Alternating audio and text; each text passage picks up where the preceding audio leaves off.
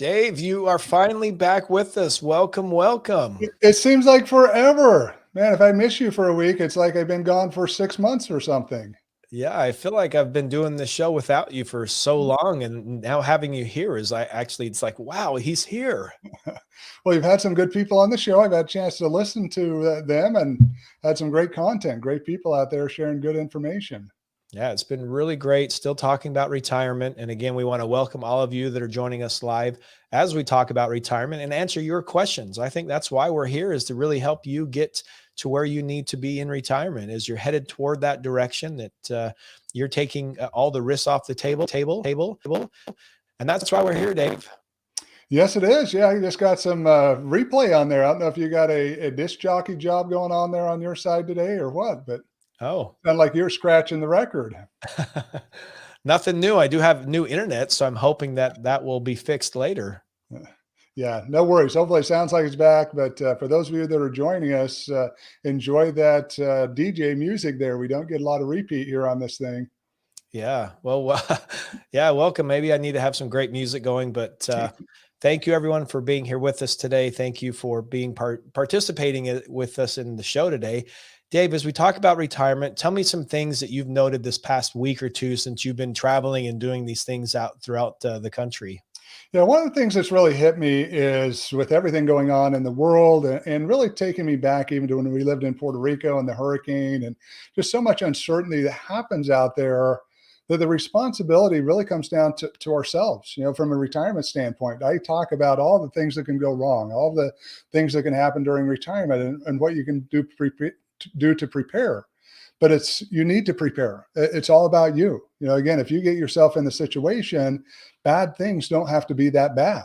Not that they may not affect other people, and not that you don't feel sorry that it's affecting other people, but you can really get yourself in a position that you don't have to worry about. In fact, I talk about it with Puerto Rico, how I was able to actually go out and help people during a hurricane, when many times you're focused on yourself and just trying to figure out what you're going to do for your family. And how we brought 4 other people into our home, one of them very medically fragile, but very difficult to say, hey, we just went through a hurricane. We got 10 of us in a house, but yet we can do it and then still go out and help other people. Well, that's really, from a retirement perspective, what I'm hoping people are starting to understand is you can do it yourself, put it together. So if these disasters happen during your retirement, you can still have a good retirement and not have to worry about it so much. Very, very wise words today, Dave. And I want to thank you for being here. And I want to encourage all those with us to go ahead and submit their retirement questions. So if you have a question or something in your life that maybe is headed toward a disaster, let us know so we could talk about that today and we can squeeze it in with the other questions. So what we have is we have a list of questions here that we go and ask Dave. And then on top of that, Dave, then we have you answer those, and then we take audience questions. And if you're ready, Dave, I'd love to get into it. You bet. All right, let's get our first question here. All right, this one is from Sheldon, and Sheldon is a CPA. My client wants to invest in cryptocurrency as part of their retirement portfolio. Where do we begin? Yeah, number one is you've got to begin with education, because it is something that is so volatile.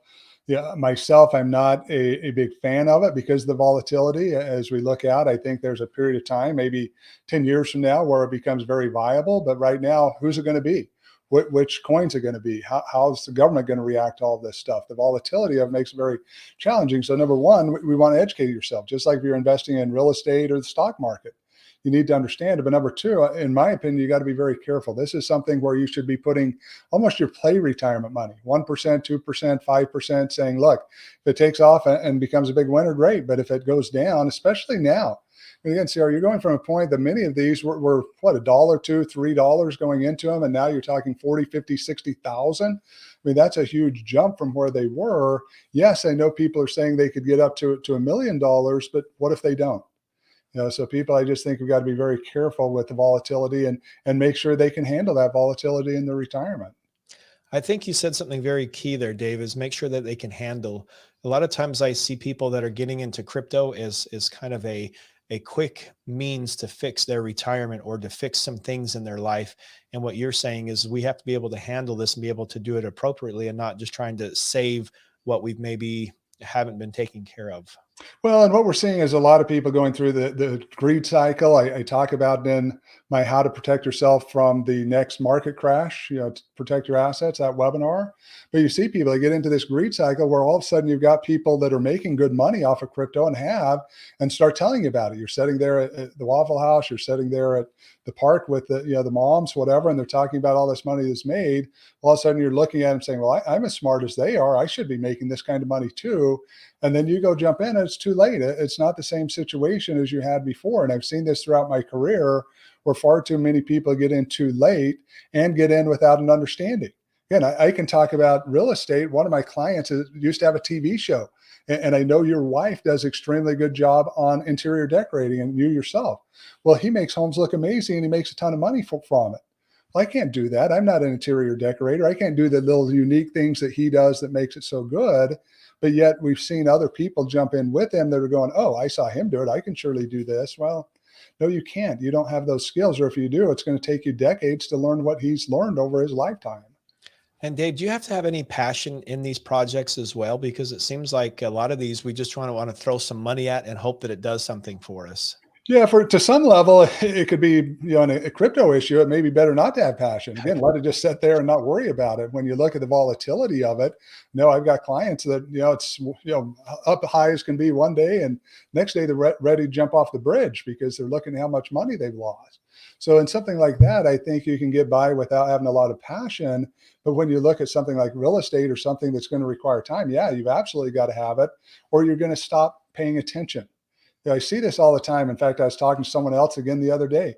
Throughout my career, I've been in this industry for over 25 years. I've never seen someone who day trades that actually makes money long term. And I'm not saying there aren't those that do it, but the majority of people aren't. And I've never had a client do it because there comes a point they lose interest. And it happens all the time. I can't tell you the number of times I've gotten the story, doing very well, take a week's vacation, stop looking at it, everything crashes, I lose everything I have.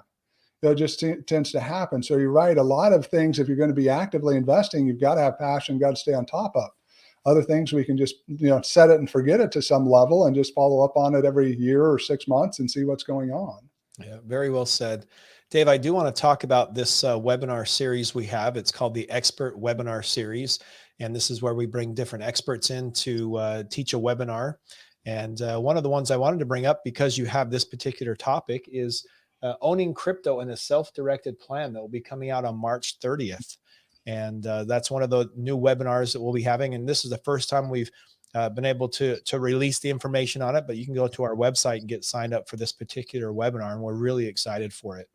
I'm very excited about this series. I mean, for anyone that's followed me any length of time, you know that I provide a lot of education. I mean, we continue to add education, but I realize that there's only so much I can know. And I think I've got a good variety of things that I know, and I can cover a lot of topics. But this expert series is really to bring in people in areas that again, may not apply to everyone out there. Everyone may not use, but they're experts in what they do. And if it does apply to you, great way to get knowledge and information from people that are doing this every day, that's their job. That's what they do to make money. And you can better understand it. And this one is exciting, to be able to not only talk about self-directed, but talk about crypto that is for many people, it is part of their portfolio. It is important to their portfolio, but again, something that I chose to steer away from. Yeah. All right, Dave. Well, let's move on to our next question here. This one is from Isabel and Stu. Is it possible to upgrade our life insurance policy to now include a long-term care rider? And just to put a note in there, the policy was originally bought when the couple was in their 40s. Yeah, let me talk a little bit about this. So there may be a couple of options, and they may work out very well. They may not work out so well. One of the options would be, could you buy a paid long-term care rider that gets added on? Unfortunately, you're not going to be able to add the no fee rider unless your insurance company somehow is grandfathering some of these policies in or allowing them to be updated. Most aren't. If you got the policy under certain terms, that's what it's going to be. But some of them do have riders you can purchase that would allow you to add that on. Now, I usually don't recommend those. Usually you can buy long-term care insurance separately. The other option, though, that may work out quite well would be to roll that policy, if you've had it this long, do a 1035 exchange and roll it into a policy with another company that allowed you to take this benefit. Now, that being said, you've got to be insurable. Obviously, in your 40s, you probably got great rates. Now, depending on your age, you may not be able to get such great rates, so you'd have to look through it. But that could be an option as well, as to do a 1035 exchange into a policy that would have the no fee chronic illness rider that you're not going to have to pay for, but would allow you to use for a long-term care event. David, I like that you give that option, because a lot of times we look at this when we first sign up, we just kind of get whatever package we get, and we really don't pay attention to that. But what you're saying is there's still possibilities. We just want to make sure that we do it early enough so that we are healthy, like you said. Yeah, and it's a lot like a car. You're used to driving a certain car and it has certain features. Well, those are usually pretty important to you. Maybe if you had a nice stereo in your car. I know I bought cars because of that. Hey, I really like the stereo, the quality they had before. I want to ensure the next one has it. Well, it's things like heated seats. If you've never had heated seats, not necessarily that important to you, but all of a sudden you get a car with heated seats and you're like, wow, I live in cold weather. This is amazing. Or if I live in hot weather, I've got air conditioned seats. Now I'm going to insist that I have that on my next car. It's a lot the same way with these insurance policies. A lot of times there's bells and whistles that they can include. We may not just be aware of it, but once we figure it out and learn about them, which is my job as an educator to let people know, all of a sudden it's like, wait, I want that. I think it's important to me, and especially in situations like this, where it's not costing anyone any more money to be able to get access to it. And for those joining us live, if you are like Isabel and Stu and you feel like you're missing out, please go ahead and submit your questions so we can get those answered. So that way you don't miss out. So that way, if you have your questions right now, because Dave, I think a lot of times as we're headed toward retirement, is there's just a lot of moving parts and a lot of things we just don't know. And I think that that's one of the beauties of having you on all the time, is you can go through and explain things to people that maybe they didn't even understand or even know about. Yeah, and the biggest thing is just really understanding enough to plan for the unexpected and what's going to happen. I mean, again, same thing that happens during our working years. We don't know that we're going to make it to retirement. We don't know exactly what's going to happen. Are we going to have 1 kid, 6 kids, 12 kids? I mean, and obviously you can control some of that, but obviously there's people that end up with kids that didn't expect them. Others that end up feeling a calling to maybe adopt additional kids than what they had. I mean, we don't really understand that, but there's a lot we do to plan.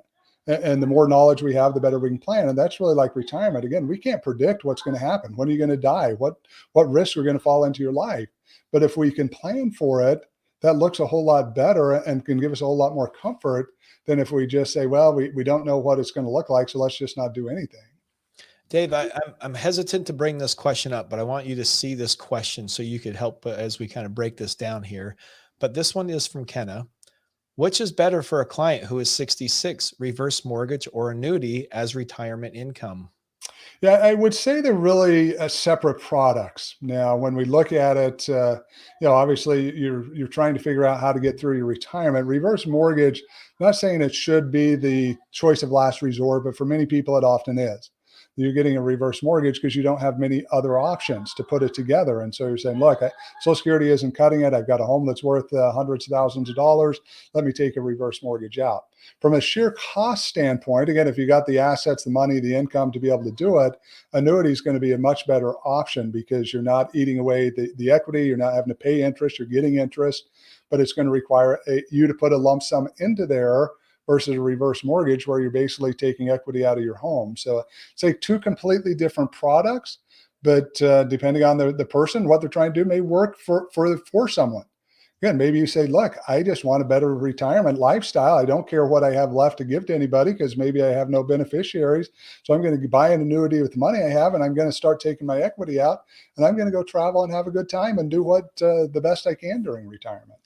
And Dave, that's why I hesitated, because these are totally 2 different products. It's apples versus oranges here. And we're talking about something totally different. But in your mind, what we have to really look at here is say, okay, Dave, how do we even get to the point where we're saying, is reverse mortgage good? Is an annuity good for us? And I think what you're saying is we have to be able to really get to the key component of what we need to do for our retirement, instead of just saying, okay, let's just put these 2 and compare them to one another. Yeah, and the hardest thing is, especially on reverse mortgage, is people often wait way too long. Again, they wait until it's an option of last resort. They wait until they're locked into a corner. Well, reverse mortgages can work very well if purchased early and you're using a credit line option, which is one of the options. You don't necessarily have to take the money out. You just got a credit line that each year is going to grow more and more each year, give you more money to be able to borrow if you need it. So sometimes planning can allow us to get into something that, again, just going to sit there for a while. Yeah, we had to pay some, have some fees incurred inside the mortgage that we're paying interest on or accruing it on. But again, it's all about just getting prepared early, looking at what your options are. That's why I teach on so many different topics. But again, a reverse mortgage is probably going to work for 10 to 15% of America. But if you're that 10 or 15%, hopefully you get the knowledge in advance. So then you can make the right decision versus getting to that point saying, 3 months from now, I'm not going to be able to survive. I better hurry and get a reverse mortgage in place just so I have some income coming in. Yeah, I definitely agree, Dave. Well, let's jump over. I do have Elliot coming in from YouTube. Let's see if I can get his question up here. He's wanting to know, when is the best time to buy a qualified longevity annuity contract, and what benefits should be one looking for? So Elliot, let me give you my opinion on this. And this is my opinion. I'm not saying that you've got to accept it for my opinion. I am not a huge fan of the QLAC, or the qualified longevity annuity contract. Biggest reason is because the way those are structured, they don't allow for any death benefits or many of the other benefits that traditional annuities allow you to now have.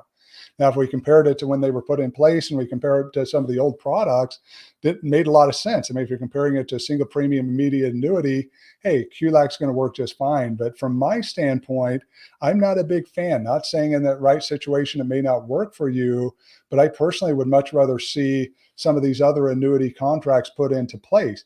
Now, if you're going to look at one, again, any annuity, obviously, the longer you wait, the higher the payout's going to be. But these are use it or lose it situations. On a qualified longevity annuity contract, you buy it at 64 and you die at 66. That's all you get. You'd buy at 64, live to 100. Hey, you made out.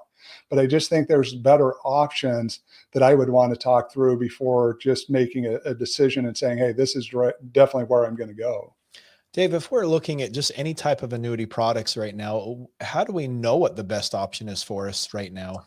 You've got to get with an advisor that will be able to talk you through it. And one of the nice things, so, the advisors we work with, we have access to 50 different insurance companies, and our back end office has actually created platforms that allow us to shop annuities across all of these companies. So you can take someone's situation, plug in their details, information, what state they live in, what they're trying to accomplish, and it's going to pull up the top 10 or 15 annuities. So now, instead of what used to be, hey, I work for XYZ insurance company, and this is what you're going to buy, and this is all I can sell you, so I'm going to tell you it's the best thing on the market. Now we're in a situation where we have an open source where we can say, look, we don't have to just sell you XYZ. We can sell any of these and help you get into any of these. That's going to allow you to get what you're looking for. And the other thing, Sierra, you got to understand, everyone's looking for something different. Some people want lifetime income. Some people want inflation adjusted. Some people want no fees. Some people want death benefits. Some people want it to just grow and be a growth annuity. So all of that's got to be taken into consideration. Yeah, and I appreciate that. As we talked last week, Dave, when you missed out, we talked about everyone's retirement is not the same. Yeah. And even with all the different annuity products, and like you said, we're trying to make this a long-term process, not something we're just trying to hurry and quickly make up for. And I think that's the thing that we're trying to get the point across. Yeah, absolutely. It's individual planning. And again, things that I would choose and do for my retirement, you may choose separately. And again, I'm okay with that if you understand what that separately is. Again, if Elliot's done research and understands that QLAC's the best option for his retirement based on his facts and circumstances, hey, have no problem with you putting it together. But if it's something that, hey, I heard him talk about the ability to use this product and I got all the benefits, but not the downsides of it, and so I want to put it into place, well, that's a whole different story. Yeah, I totally agree. And Elliot, thank you so much for chiming in and sending in your question. All right, Dave, let's get down. If I don't have a coughing attack here, if I can get through this. Sammy has said that my husband unexpectedly passed at 65. Could I claim his Social Security benefits until I claim my own at 70?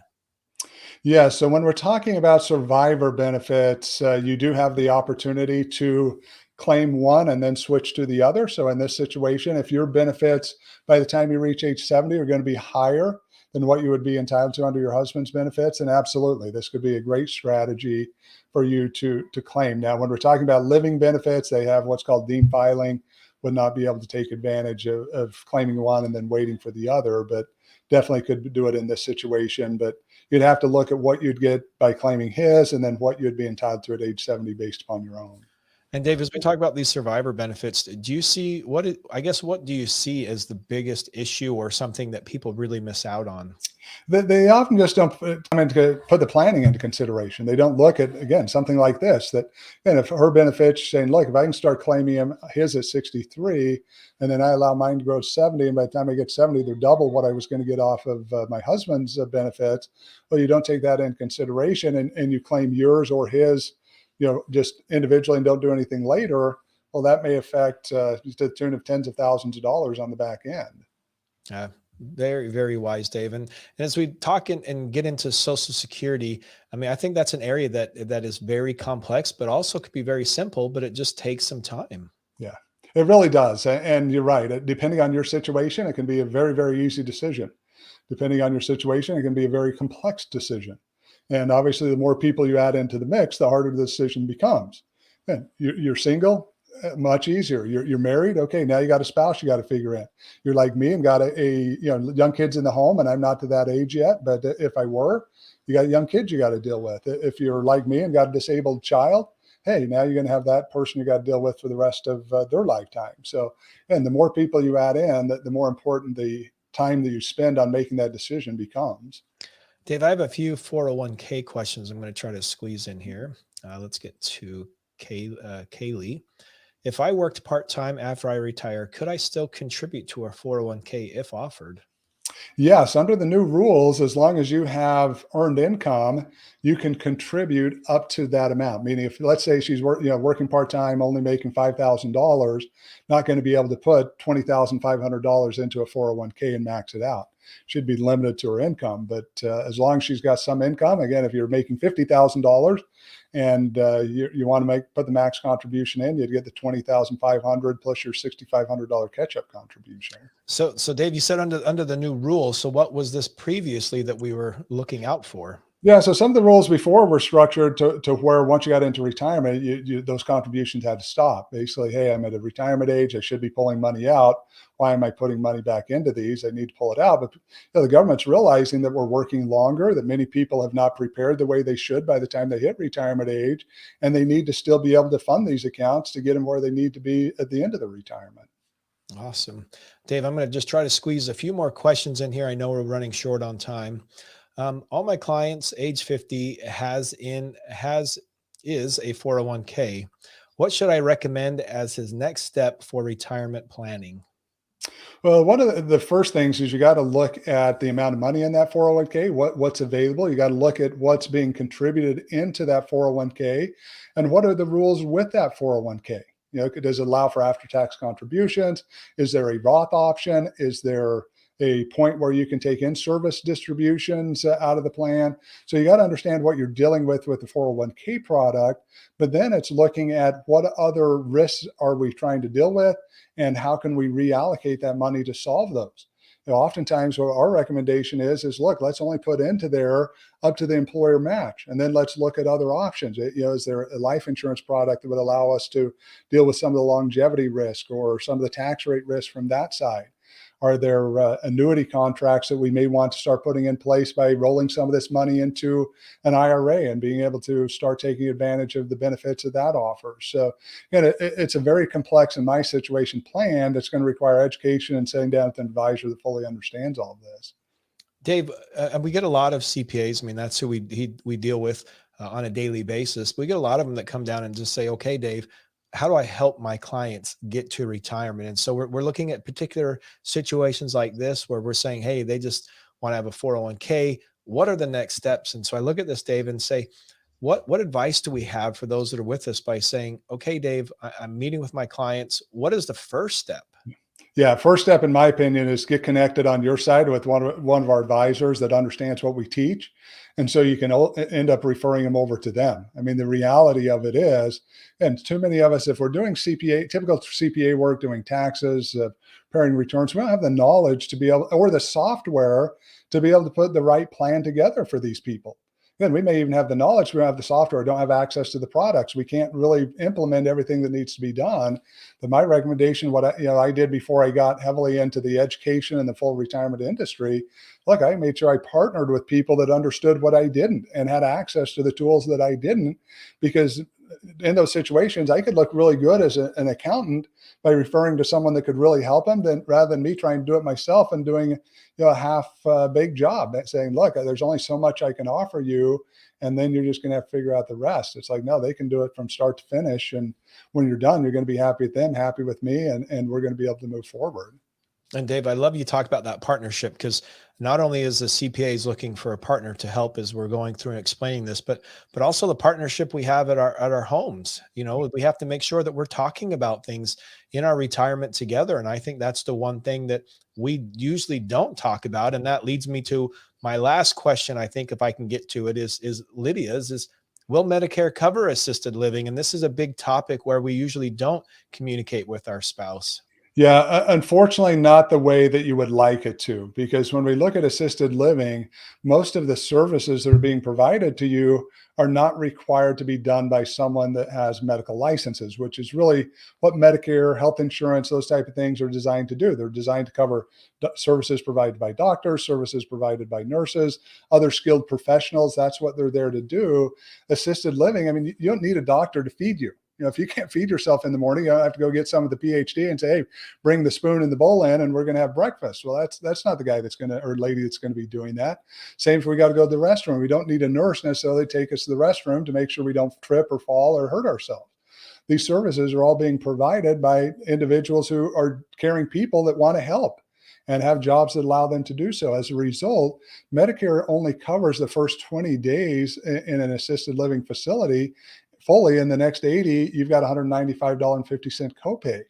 And then, yes, there may be medical services that they would cover after that, but the majority of those costs, the coverage of the house, the food, all those things, so that's going to be covered by yourself or Medicaid or insurance or whatever you choose to use to be able to cover yourself during that period of time. All right, Dave. Now, what was that cost again? And then how many days is that? Yeah. So again, 20 days, they cover everything. Next 80 days, $195.50 per day that you've got to pay out of your pocket to cover that. And then after that, they cover nothing. Again, you've got to have some other type. So again, we're talking, it's over $10,000 just to get through there. Average long-term care stay, 2.2 years for a male, 3.7 years for a female. This 100 days isn't even scratching the surface of what most people are dealing with. And Dave, I think that's very, these are things that we just don't talk about. These are things that we just assume we'll take care of it when we get there. We'll take care of Medicare, should take care of these other needs or issues that I have. And what you're saying is there's a whole another area we really need to focus on. Yeah, most of us get too concerned about talking about the negative things in life. You know what? It's life. We all have negative stuff. It's just going to happen. People don't want to talk about their death. They don't want to talk about becoming permanently disabled. They don't want to talk about all these challenges.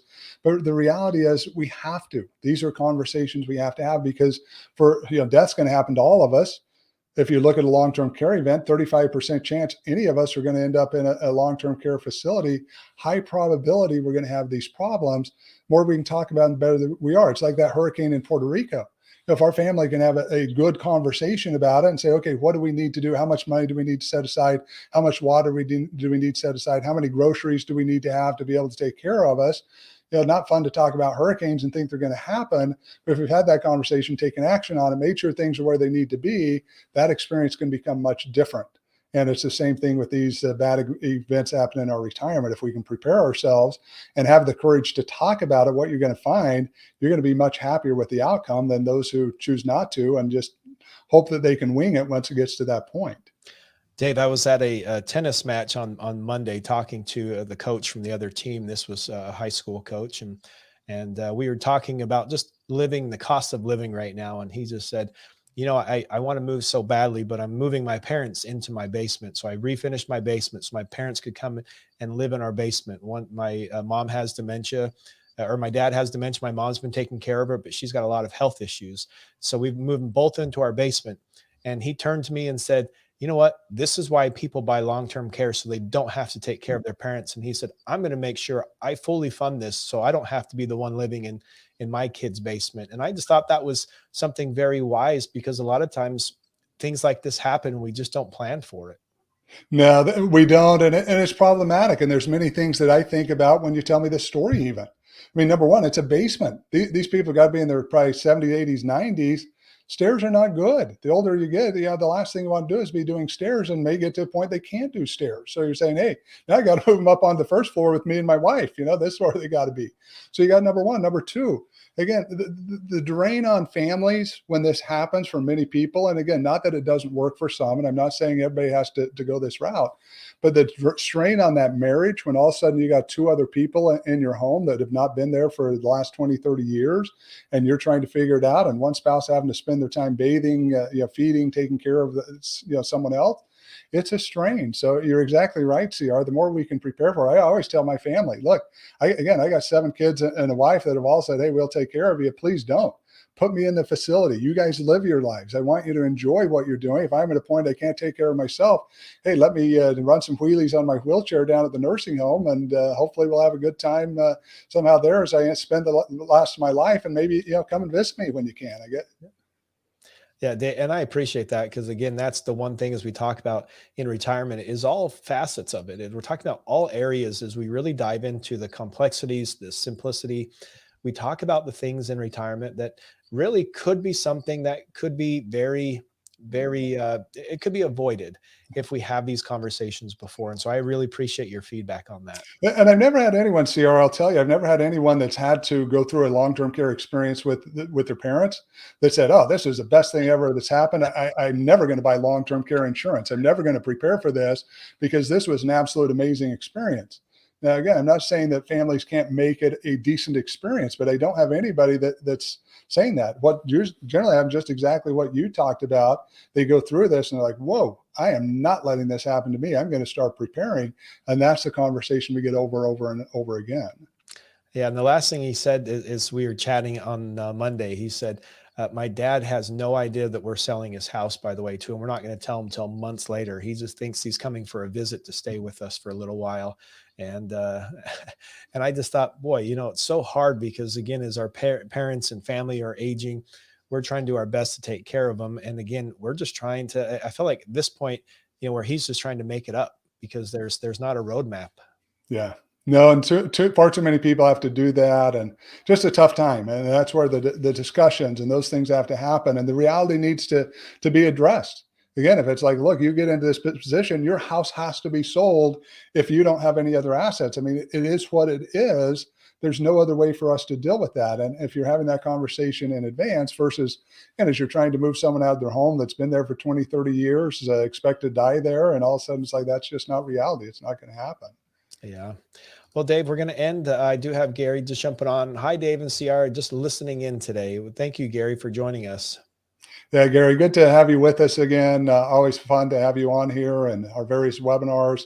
Hopefully you've seen our new webinars coming out. We've got your Roth webinar out. We've got our webinar on protecting your assets against the next crash, the evolving retirement law. We've got one coming up for women. We've got one coming up, just talking about nursing homes and some of the costs there. And we'll be talking about medical costs, Medigap plans. I mean, so much information we've got coming.